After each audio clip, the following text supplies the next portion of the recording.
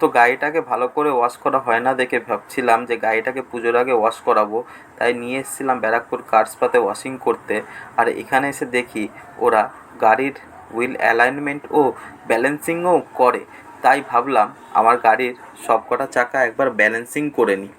তো ওরা ব্যালেন্সিং করছে ও তারপরেই দেখো ভালো করে চাকাগুলোকে অ্যালাইনমেন্ট করে দিচ্ছে।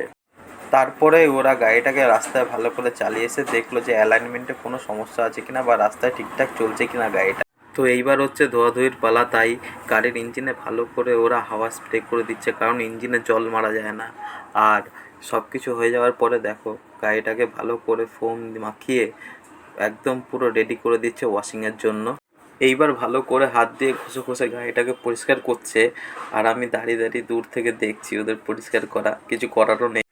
এবার গাড়িটাকে জল দিয়ে ভালো করে ধুয়ে দিচ্ছে। আর তোমরা কি করছো? তাড়াতাড়ি চ্যানেলটিকে সাবস্ক্রাইব ও ভিডিওটিতে একটা লাইক করে দাও। টাটা।